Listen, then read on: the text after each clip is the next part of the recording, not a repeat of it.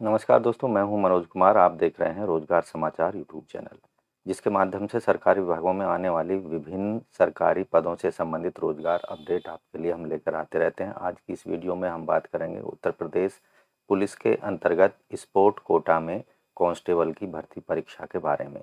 लेकिन उससे पहले दोस्तों, अगर आप पहली बार हमारे चैनल पर आए हैं और पहली बार हमारी वीडियोज़ को देख रहे हैं, तो रोजगार समाचार से संबंधित अपडेट के लिए अभी रोजगार समाचार हिंदी यूट्यूब चैनल को सब्सक्राइब के लाल बटन को दबाकर ज़रूर सब्सक्राइब कर लें। ऑल नोटिफिकेशन के बेल आइकन को ज़रूर दबा दें, जिससे लेटेस्ट रोजगार समाचार अपडेट आपको डेली बेसिस पर मिलते रहेंगे। चलिए शुरू करते हैं। आओ शुरुआत करें नए कल की। तो दोस्तों, हम बात कर रहे थे उत्तर प्रदेश पुलिस भर्ती एवं प्रोन्नति बोर्ड के द्वारा आरक्षी नागरिक पुलिस कुशल खिलाड़ी के अंतर्गत सीधी भर्ती 2022 के लिए योग्य भारतीय नागरिकों से ऑनलाइन आवेदन मांगे जा रहे हैं। Constable sport quota direct recruitment 2022 A to Z पूरी जानकारी यहाँ पर आप देख पाएंगे। इन पदों के अंतर्गत जो टोटल पद हैं इस एडवर्टाइजमेंट में 534 पदों के लिए आवेदन मांगे गए हैं। चलिए पूरी जानकारी जानते हैं।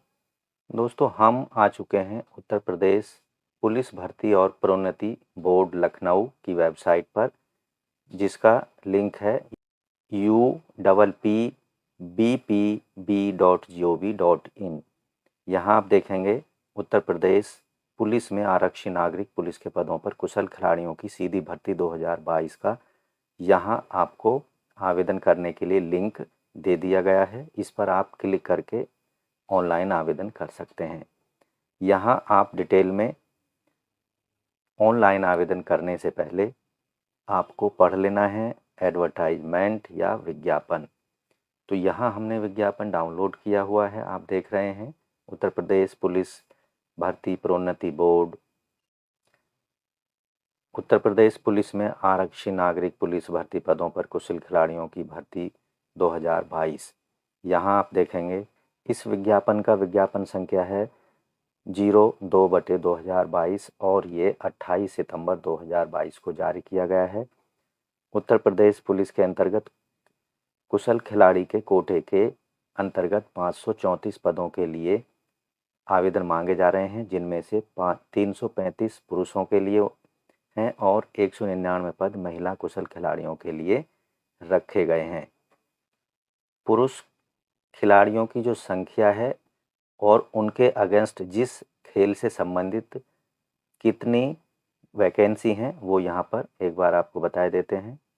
पुरुष खिलाड़ियों की जो संख्या है वाटर स्पोर्ट्स के लिए आप देखेंगे यहाँ पर 42 हैं, वॉलीबॉल के लिए 10 वैकेंसी हैं, बास्केटबॉल की 13 वैकेंसी हैं, हैंडबॉल की आप देखेंगे यहाँ पर 12 वैकेंसी हैं, कबड्डी की 10, फुटबॉल की 20, टेनिस टेबल की 4, बैडमिंटन की 6 और क्रॉस कंट्री की हैं 8 वैकेंसी।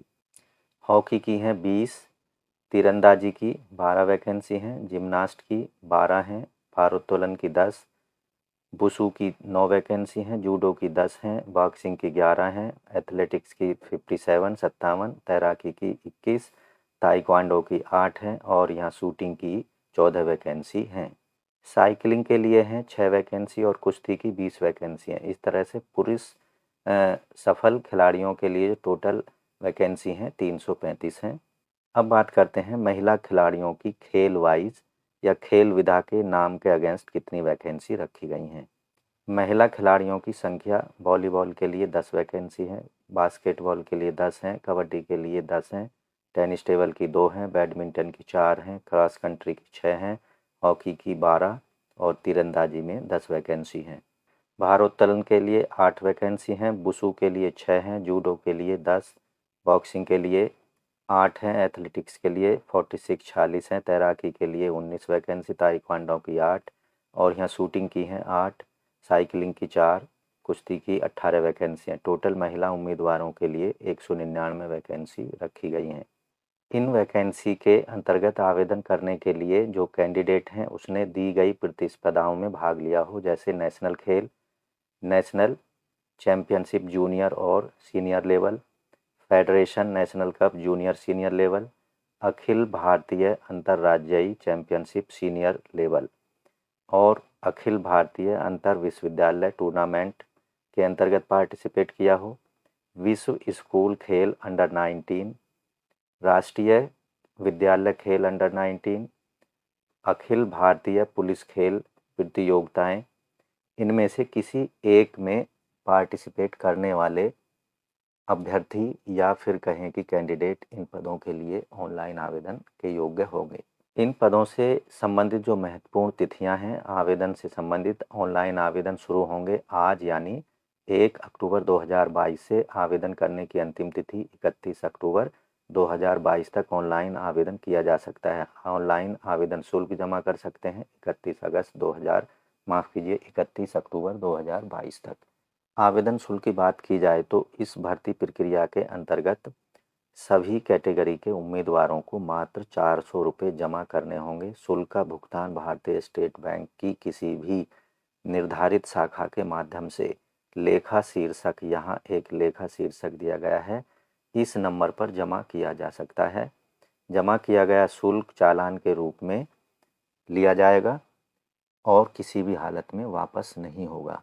परिशिष्ट 3 में चालान का जो फॉर्मेट है वो दिया गया है, आप डिटेल में जाकर विज्ञापन में देख सकते हैं। इन पदों के लिए जो शैक्षिक या क्वालिफिकेशन अर्हताएँ कंडीशंस हैं, भारत में स्थित किसी भी बोर्ड के माध्यम से आवेदक ने 12वीं क्लास पास हो या उसके समकक्ष कोई मान्यता प्राप्त परीक्षा उत्तीर्ण की हो। साथ ही आवेदक को ध्यान रखना है कि उसके जो 12वीं क्लास के एजुकेशनल या शैक्षिक अर्हता से संबंधित सर्टिफिकेट हैं, अंतिम तिथि, आवेदन की अंतिम तिथि तक उसके पास मौजूद होने चाहिए। अगर किसी कैंडिडेट का सिलेक्शन उत्कृष्ट खेल उपलब्धि के आधार पर हो जाता है तो उसको संबंधित पद के लिए निर्धारित न्यूनतम शैक्षिक अर्हता पूरी नहीं करता है तो ऐसी स्थिति में इस शर्त के साथ उसको भर्ती किया जा सकता है, ज्वाइन किया जा सकता है कि भर्ती या नियुक्ति के दिनांक से 5 वर्ष के अंदर अंदर न्यूनतम शैक्षिक योग्यता उसको पूरी कर लेनी होगी। इस अवधि में उसकी नियुक्ति पर्यवेक्षाधीन मानी जाएगी। अगर वो ऐसा नहीं करता है 5 साल के अंदर तो उसको सेवा मुक्त कर दिया जाएगा। खेल संबंधी जो अन्य अर्हताएँ हैं वो यहाँ आप देख सकते हैं डिटेल में। वैवाहिक स्थिति, शारीरिक स्वास्थ्य से संबंधित प्रमाण पत्र, भर्ती की प्रक्रिया जो होगी। भर्ती प्रक्रिया के अंतर्गत उत्तर प्रदेश पुलिस कुशल खिलाड़ियों की भर्ती 2022 के अंतर्गत आवेदन पत्रों के साथ लगाए गए संलग्नकों को यानी जो प्रमाण पत्र लगाए हैं उनको देखा जाएगा।